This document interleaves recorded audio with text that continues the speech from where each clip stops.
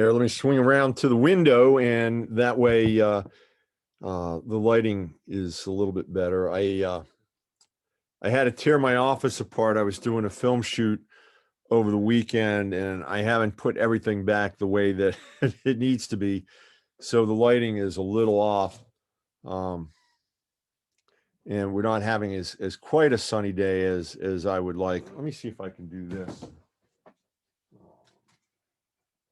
Bounce some light off the wall.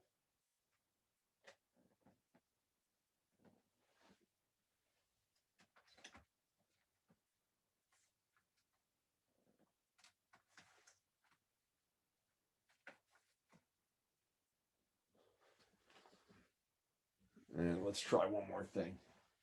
I always forget about the overhead light. There we go. So, hi, this is, today is,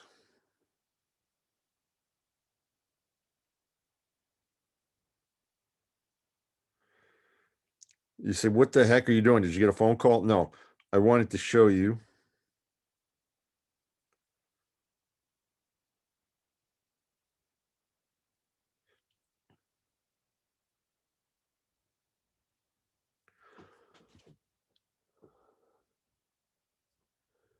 Today is March 30th, and welcome to April.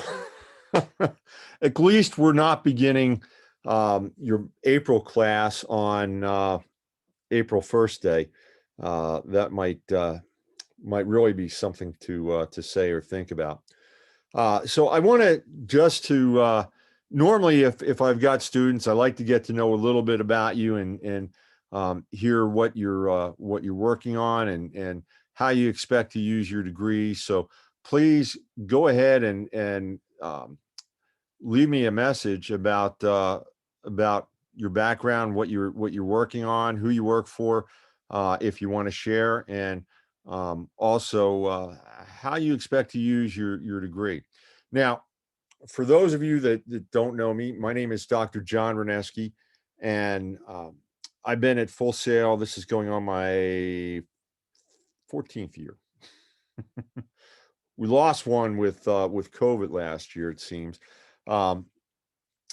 So I prior to coming to Full Sail, I had a very, very nice career in the jewelry industry for almost 20 years.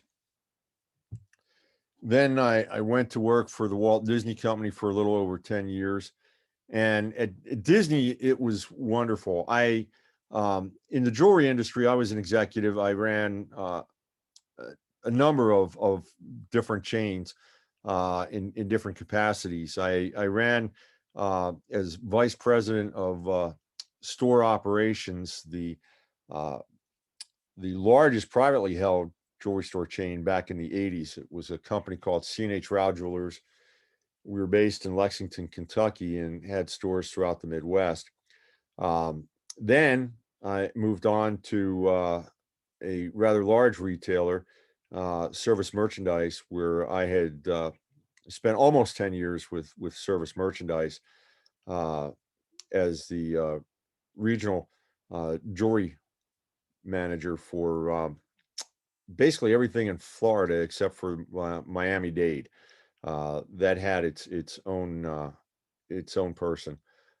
So I had everything from Naples to Orlando, and then zigging back or zigging up to Jacksonville, and then across Jacksonville to Tallahassee and Pensacola. So it was quite interesting. Before that, I spent time with a number of other chains. I also worked in the Diamond District in New York. I worked on 48th Street, 48 West 48th Street.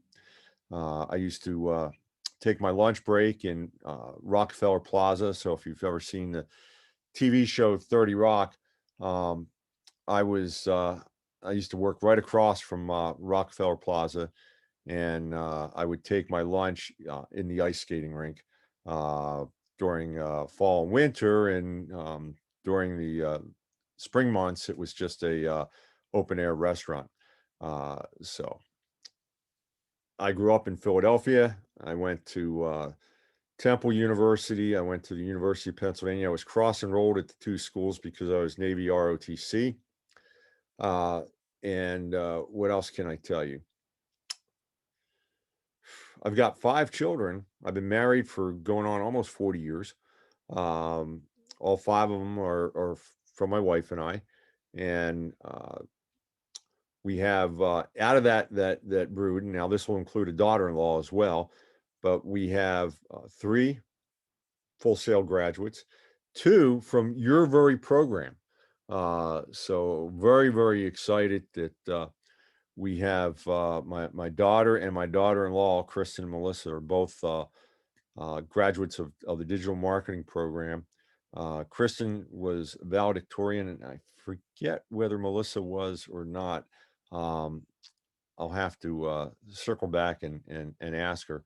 And then on top of that, my son graduated from the entertainment business bachelor's program.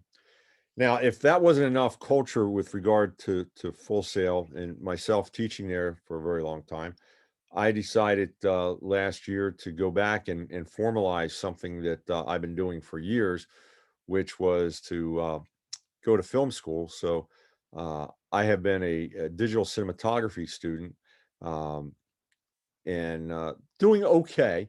Uh, I like my productions. That my productions have got some room to improve, but that's why I wanted to go back and get that degree and formalize what I had been doing with my production studios for a long time. So I'm quite excited about that. Um, there's my camera. As I said, not everything is back from doing a production over the weekend. I actually did a film critique of a Chinese film called The King of Mass, and it turned out pretty good. So maybe I'll share that with you as the month goes on. You can take a look at how I do film critiques. At any rate, that's a little bit about me. I used to be a marathon runner. I was one of only 158 people to complete the first 10 Walt Disney World marathons. Um, and my Mousker is what Disney gives people both inside the company and outside the company for great accomplishments. My Mousker is sitting at my desk at Full Sail, or I'd show it to you because I like to brag about my running days. And I got that for being, again, one of only 158 to complete all 10 of the first 10 Disney marathons. So I imagine that number has dropped down. I stopped running marathons after number 10. My goal was to run the first 10 Disney marathons. My knees and um, uh, somewhere in the last couple of years I was doing marathon work. My blood pressure went a little crazy, so I've taken it easy ever since that point in time. That was a long time ago. That was 2004. Maybe the running bug is coming back. You never know. At any rate, again, I want you to kind of get a feel for who I am and all the craziness. I've had a number of different clients. I've had political clients where I've run their campaigns. I've had political clients where I consulted on media. I've had a jazz client jazz client and a book author where I've done all the marketing work for them. Prior to coming to Full Sail, I was VP of marketing for a screen company called Phantom Screens. We were a distributorship that had 7 counties in Central Florida. The parent company, Phantom, was based in Vancouver, British Columbia, actually Abbotsford, British Columbia. So going to home office meetings was quite the trip from Florida. But at any rate, I came on board when the housing industry collapsed because our product was primarily designed for new construction. And I remember back in 2008 I was pulling the new building permits that were being issued for the 7 counties. And in February, there was like 10. Now these are for a very specific size house. Our product went on custom homes, $1 million plus. And in February, in our 7-county area, there were 10 homes with new building permits being pulled. In March, there were 0. In April, there were 0. So I knew we were running into some sort of issue. And unfortunately, when the housing industry and those banks that were dealing with the housing industry collapsed, I should say, fortunately, I was able to come on board at Full Sail, and it's been serendipitous ever since. All right, so I wanted to share that background about the students, about my daughter and daughter-in-law, and myself, just simply to say that I'm a little bit different than your other professors, because I've seen my children struggle doing what you're attempting to do. My daughter-in-law, Melissa, was pregnant and gave birth in the middle of her digital marketing master's program while managing a Starbucks restaurant. So I know the trials and tribulations that you go through. When I was working on my doctorate, my dad died, and we were down here in Florida, and he was up in Pennsylvania, and I was the executor of the estate. We went up for the funeral. I thought I was going to be able to keep up with my doctoral studies. And lo and behold, the first night out on the road, we stayed at a hotel on I-95, and the internet was not much better than dial-up. And I knew I was in trouble because I had 7 discussion posts due that night at University of Phoenix. You had 7 discussion posts due. The first night discussions were open, and then you had a total of 4 follow-up posts for each of those 7. That was the discussion portion of your grade. And then, of course, each week we had a major paper. When I say major paper, I'm talking 30, 40 pages. The discussion posts themselves, the initial post was close to 1,200 words each time, and fully cited with references. So it was like during the course of the month, you actually during the time the course ran, which was 12 weeks, I believe. It's been a while now. So you had each week during those 12 weeks, you had 7 discussion questions to answer and navigate through the week. Papers were sometimes every week, but sometimes they could be every other week, depending on the circumstances. So I realized I was in trouble. You get behind on something like that, and it's like a freight train going by. And I called my advisor and said, I think I'm going to need to drop. I did that the very next day. I did it from the road, as a matter of fact, and made all the arrangements, even had a new start date for the class. And what I did was I then called the instructor. And it so happened that the instructor was living in Philadelphia, actually had been a graduate from Temple. And she says to me, she says, I've always wanted to learn about Full Sail. And she said, it would be a real shame if I didn't get the chance to interact with you and learn from you during this course. And, all that I ask that you stay in is that by the end of the semester, you get all your work in. She basically gave me carte blanche on time. Well, with that conversation, how could I say I was going to continue to drop the course? I didn't. I took about 2 weeks off while I was dealing with the estate and my dad's death, and then jumped into it, and trying to do all your normal work and then pick up 2 weeks that you miss. I nearly killed myself. But I finished. I got it all done by the end of the month due date, or the end of the course due date. And I then had to take the next month off, or the next course off. I took a break. I had never worked so hard in my life to finish everything that I needed to finish. So why am I telling you this? I'm telling you this because I recognize that you're adults, that androgynous learning, which is adult learning, is very different than when you're a traditional student. You have obligations, family, children, jobs, that you're all trying to juggle. Um, what I expect is I expect good communication. If you're not going to make a deadline, let me know. Um, if you then make a commitment to another deadline, I expect you to make that deadline. And um, know that at the end of the month, I have no leeway. So you got to get everything in by the end of the month. And if I'm chasing down assignments, there comes a point where I say it's over. Now, if because of COVID, we have some additional leeway, but again, I got to know in advance so I can let other people know at the university that I'm going to issue an incomplete. And that's only if you've been up to speed with everything and are just missing an assignment or two.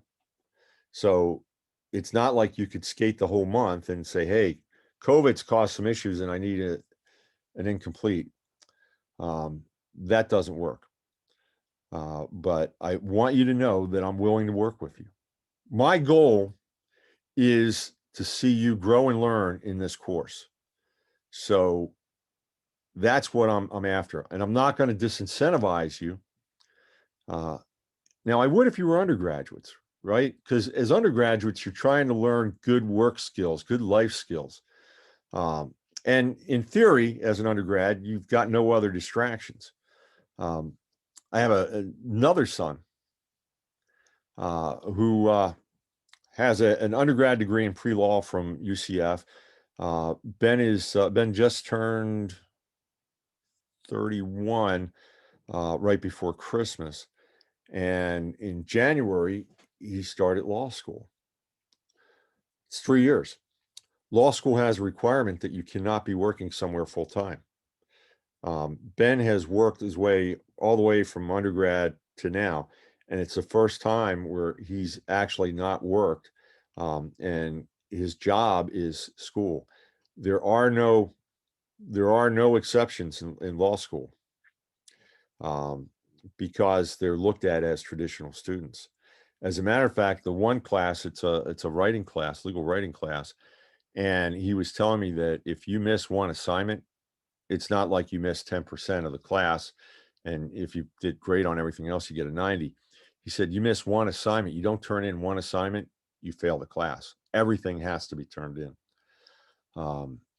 So again, I'm telling you this because I'm treating you like adults and I want you to understand what you've got going in front of you. And this is, for some of you, this is class 6, and some of you, this is your second class if you're on a certificate program. I want you to learn, and I'm willing to help you learn. You've got to do the work. And in this class, the work starts with reading the book, Think Like a Rock Star. I'm turning around looking for the book. And I had it out last month, and chances are I put it somewhere and I haven't figured out where I put it yet. At any rate, you can see my desk is a mess from the weekend. Think Like a Rock Star by Matt Collier is the book for this class, and you need to read it. Now, I will tell you something interesting. I've had both my daughter and my daughter-in-law as my students, both of them for 2 classes. One of my daughter-in-law for 3 classes, because I was also the adjunct for leadership and mastery. So she had me for 3 classes. But here's the thing. My daughter told me, she goes, Dad, out of all the textbooks that we've had, the one that I read from cover to cover was Think Like a Rock Star. She said it was very easy to read. I read it in a night and it was great, loaded with great insights and information. Let me tell you a little bit about this course and why the book is so important. I've made some tweaks to this course over the time that I've been teaching it, but I didn't write the course initially. My good friend, do I want to tell names? I'll tell first names. Um, Actually, I was hired on the day I was hired. Um, there were a couple of us hired, and my next door neighbor at the cube that I was sitting at, uh, and we went through all our training together, and we were almost glued to the shoulder. Uh, Carrie Gorgone, oh shoot, I said her last name. Um, she actually developed this course. And when she left to go on to bigger and better things, Carrie's an attorney, by the way. Um, Carrie is both an MBA and a JD. Uh, she went on to do some other things, and then I got the chance to pick this course up. Now, Carrie, when she developed this, one of her buddies was the author of your textbook, Mac Collier.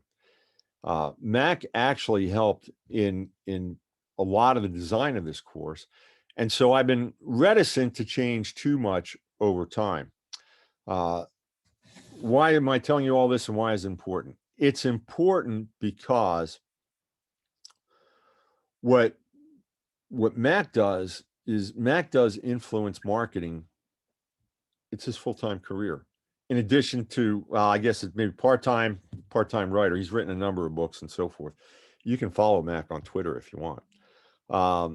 Mac and Carrie wrote this course and designed it. Now I've come in as times have changed, and I've manipulated a few things here and there, which I'll continue to do as we go forward. But the essence of this course is what you will get out of Think Like a Rockstar.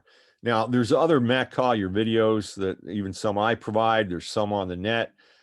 You can watch those, but you're not going to get the essentials. You're not going to get the core that you need, which is in the textbook, Think Like a Rockstar. Now, Think Like a Rockstar is available on O'Reilly. So you'll want to use your O'Reilly access to get the book. And again, you can read it very, very easily. So enjoy. A lot of good stuff. Now, here's the other interesting thing about this course. I've had students who have told me that they've implemented a plan based on this course in their own company. And they're actually beginning to see results by the time they come to my public relations class, which is month 9. So this truly is based in real world application. Now, let's go back for a moment and talk about the difference between master's students and undergrad students. Besides your context of what happens outside the world, in the world, what happens in school is a little bit different. When you're an undergrad student, we're trying to bring you to the water fountain. We're trying to show you everything you need to make a meatloaf, for example. We're going to teach you the recipe. We're going to show you how to execute the recipe, and then bam, you bake a meatloaf. If it tastes good, you get a good grade. What do we do at the master's level? Well, we tell you what to do. We show you what to do. We teach you what to do with the meatloaf once you've made it, because that meatloaf can now generate revenue. So at the master's level, what are we doing? We're dealing with strategy. So let's talk for a moment. What is strategy? Strategy is we've got a vision that we want to achieve. And that's so in order to achieve that vision, we've got to go from where we are to where we need to go. And the way that we get there is by executing different things. And together, that group of things is called our strategy. When a project is using capital resources such as finance, people, and materials, and it's focused on a strategic goal, a visionary goal, we call those projects, they're critical success factors, meaning that if we accomplish the project effectively, then it was critical in our success in achieving the goal. So we also take a look at projects, and we say, these are our critical success factors, and this is how we're going to be able to move forward. Now, at an organizational level, we talk about mission and vision. Some companies today, they're reevaluating their mission statement almost every year, so there's really not a need for a vision statement. A lot of times it's replaced with just a brand positioning statement. But at the organizational level, there is the vision, who we aspire to be, and then the mission, which is what we do today, for whom and to what extent. The mission is very much about today. Now, some businesses are aspiring to achieve their mission. Think about it. If you're a brand new business, before you can get anywhere close to your vision, if you have one, you gotta execute your mission. So executing to the mission is almost like having a vision statement. What's the difference between marketing or a marketing strategy and an organizational strategy? Well, in many ways, they're intricately linked. The marketing strategy is basically the answer to how we are going to achieve the mission of the company, particularly as it relates to brand, product, and services. So we have a mission statement, and the question is, how do we do that? And the answer is usually found in the marketing, top tier marketing goals. Now, I'm going to share with you what I basically think are the main marketing goals for any organization. And the reason I say that is because we're not in rocket science. We're not trying to get to the moon or Mars, although sometimes maybe it feels that way. You may have a client that wants you to feel that way. Let me put it that way. But for the most part, we're doing very consistent things. So I was reading an article, the top 37 goals for a marketing department in 2021. And I went, you got to be kidding me. 37 goals, top 37 goals for marketing departments in 2021. And as I went through the list, as I went through the article, my belief in what I was originally thinking was reaffirmed. And that is that there's really only a handful. And I'm going to tell you what they are. There's 4. Okay. So the first goal of any marketing organization is to make sure that the organization can be found by its potential customers. And we call that awareness or brand lift. So brand lift awareness is a goal. It doesn't matter. It's got to be for everybody. A second goal is then once people can find us, that we can somehow create leads. We got to make them interested in leads or in our product, rather, or our service, and identify them so that we can then begin to work with them. So lead generation is a second goal. A third goal of any marketing department is to be able to close those leads or convert them into sales. So we call that a conversion goal. So we've got an awareness goal, lead generation goal, conversion goal, and I'm going to give you one more. If I can find a way to reduce my cost of acquisition, which is advertising or media buy or media spend, in order to gain new customers, then I'm becoming much more profitable. And the way that we can do that is by creating raving fans of our product and brand and services. And that's what we call advocacy. So we want the 4 goals that we can basically bucket everything into are either going to be awareness, lead generation, conversion, or advocacy. Guess what that is, folks? That's the marketing funnel. So the marketing funnel is really are top tier marketing goals that the organization then aligns with the organizational goals. Now, underneath each of those, you've got different things. So once we declare that we have an awareness goal,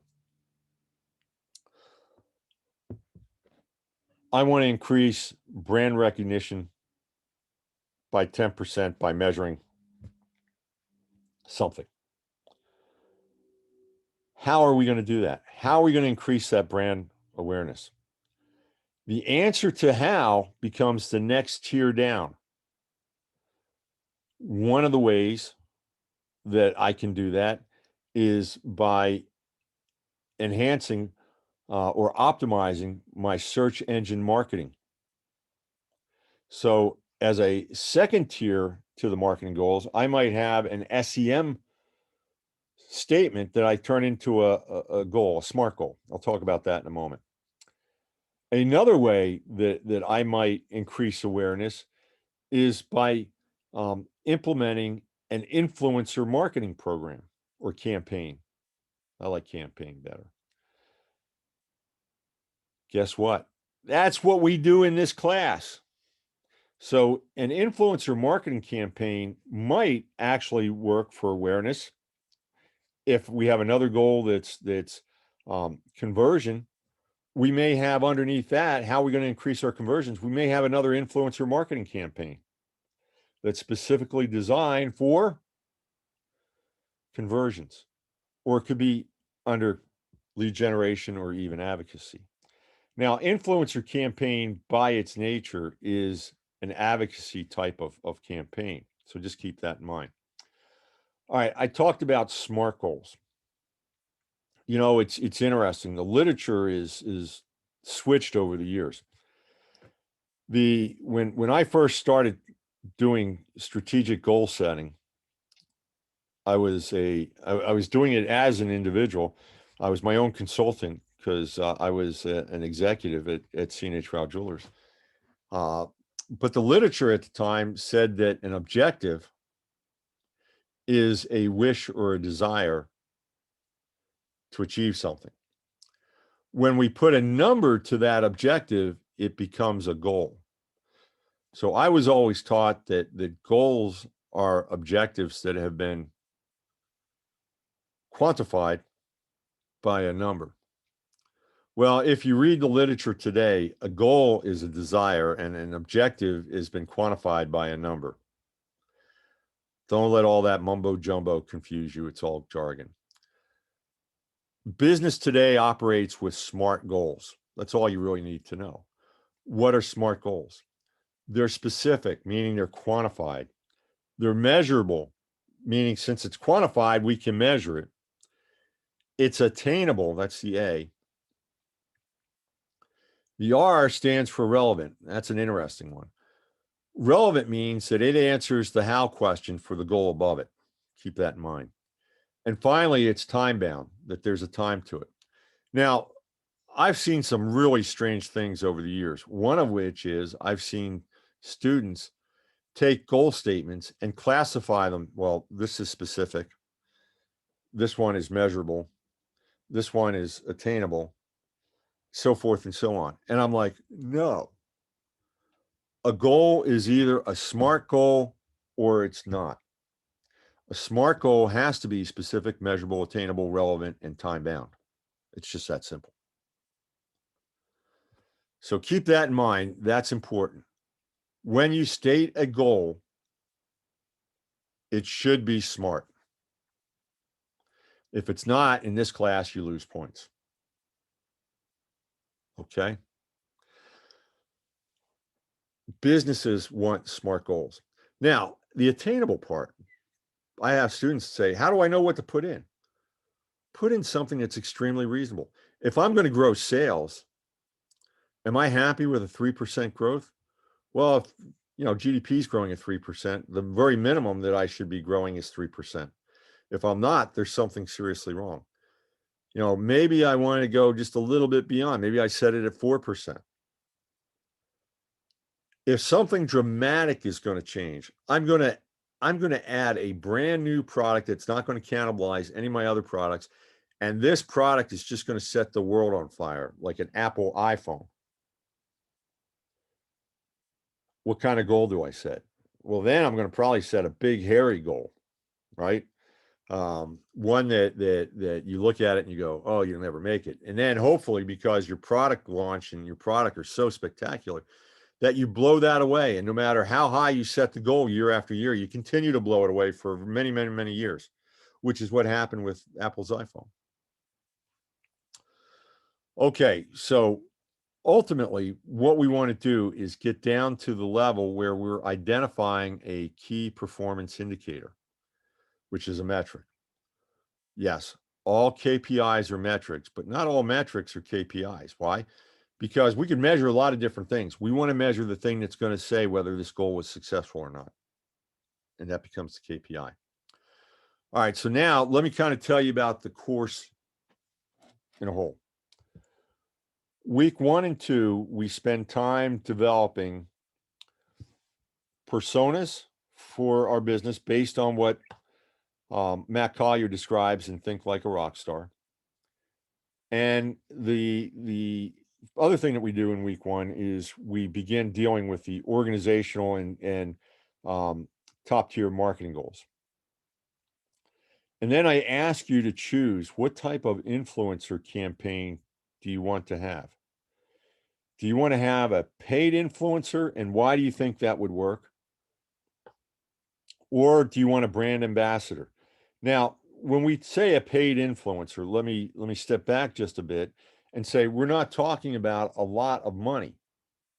That's a paid professional spokesperson.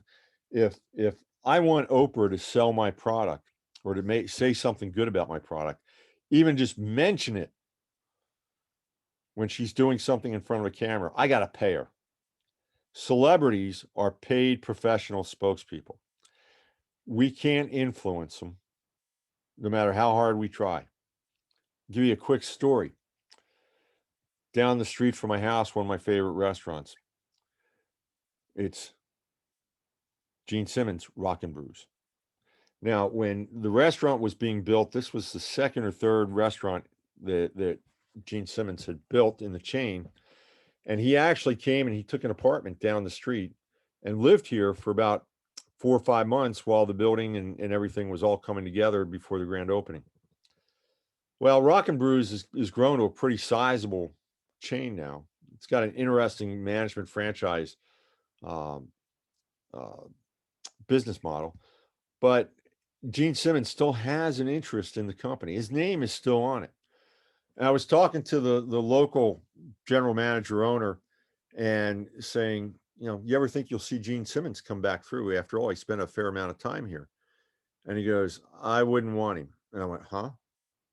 He goes, because for him to come and spend a day at the store, not even a day, to spend 3 hours, it's a $300,000 check I got to write. I went, whoa, Gene's making money left and right. Celebrities monetize their celebrity. There's nothing that they do that they don't get money for.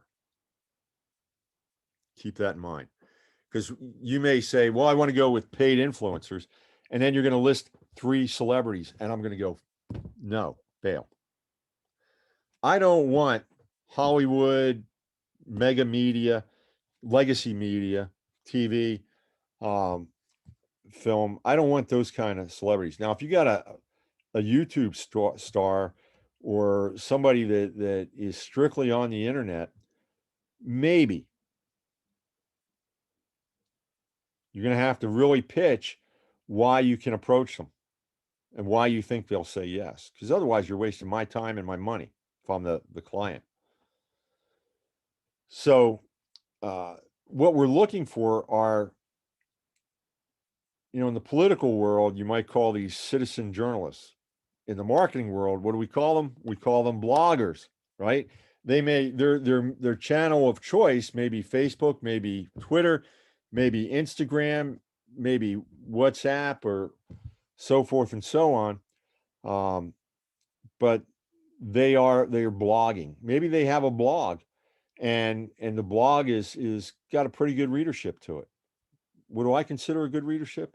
Heck, I think if you're getting over 1,000 people subscribe to your blog, you're good. You're growing. Get 10,000, and wow, now you're kind of at the top of the range. Do some research though. You will see that there are macro influencers and micro influencers, and the cost to work with a macro influencer or a micro influencer differs dramatically. You're paying for their built-in audience. So Collier says that an influencer is somebody that is blogging or writing in the realm of our product or service. They're not one of our customers. They have an audience that's similar to our audience. So what we call that a lookalike audience that we might be able to tap into. And that's what we're hoping to do by having them maybe do an article on us or share some of our thoughts or give them some insight. We'll get more into the specifics a little bit later. The other option, other than a paid influencer, is a brand ambassador. Now, a brand ambassador is somebody that is one of our customers. Not only are they one of our customers, but they're a raving fan. And we've identified either the potential to have them be a good ambassador through communication, or they've already showing some tendencies of being a good social media or blogging individual. And we want to tap into that. So let me tell you a little bit about Pareto's law. Pareto says that in any system, 80% of the deviation arises from just 20% of the data. You're saying, what the heck does that have to do with influencers? Well, what it says is that if 80% of your business is done by just 20% of your customers. Think about that. 80% of your business comes from 20% of the people that buy from you. Those are your fans. Well, no, I take that back. They have the potential to be your fans because some of them are buying a lot more than others. Okay. And what we want to identify is probably the top 5%. We want to figure out who is really physically through their purchases, emotionally through their heart, tied to your brand. And that's who we would like to tap into for a brand ambassador program. So in week one, you identify organizational goals and marketing goals, showing me how they align. And then what do? Then you're going to develop personas. You're going to develop a persona for your customer, for your fan, and also for what does an influencer look like. Now, again, remember, if it's a brand ambassador, they may not have already exhibited what you say an influencer should, but you look at that fan, that customer, and say they've got the potential. So that's why developing an influencer persona is so important. It also will help you to go find a good paid influencer as well. So you're going to develop 3 personas in week one: customer, fan, and influencer. All right. So by the way, one of the behaviors of an influencer is they like to interact on some sort of channel. They're either writing blogs or they're doing a lot of posting somewhere. Let's take another step back and let me ask the question, where should we be finding our social media influencers? Well, the research has been done, and I can tell you that there's only a few social media channels where you really want to be spending your time. Facebook has 2.1 billion. That's billion with a B, with a big B. Monthly active users globally. In the United States, 219 million. monthly active users.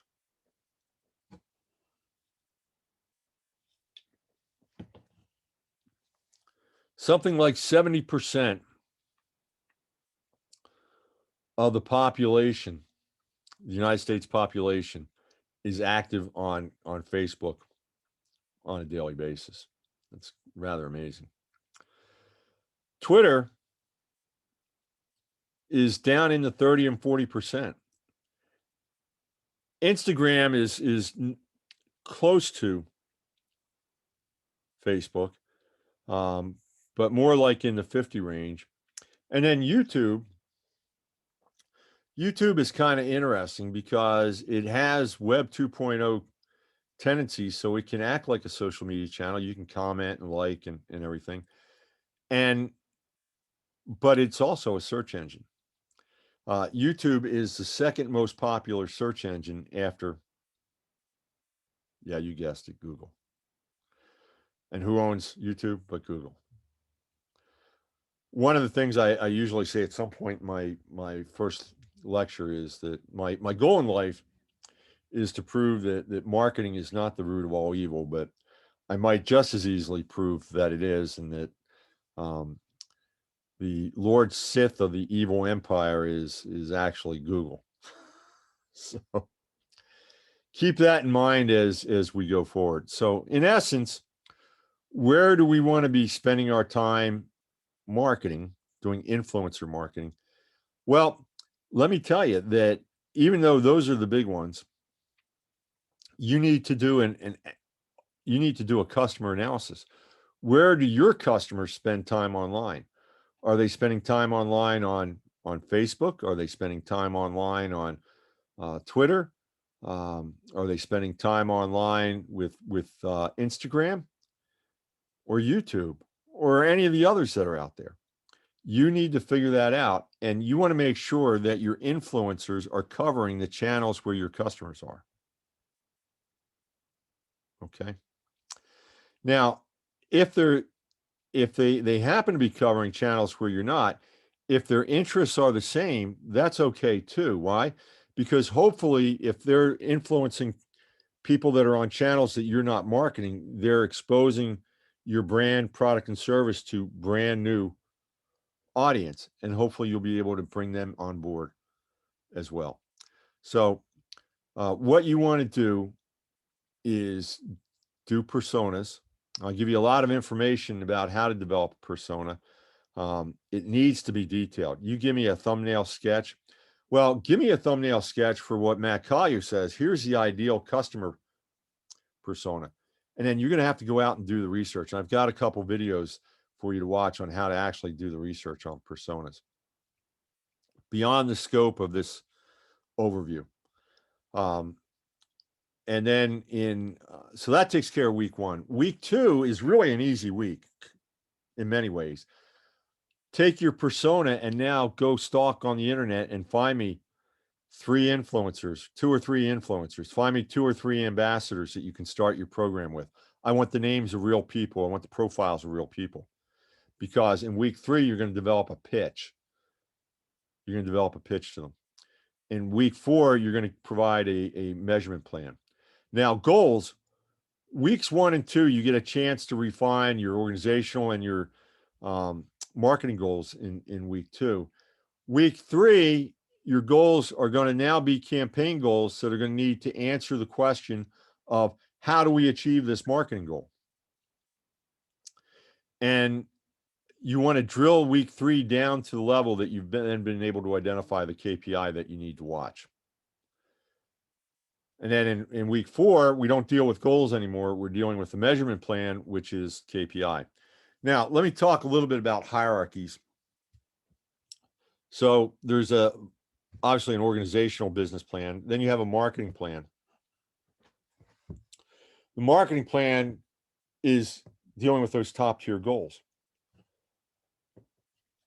And then you're going to have a number of campaigns listed in your marketing plan.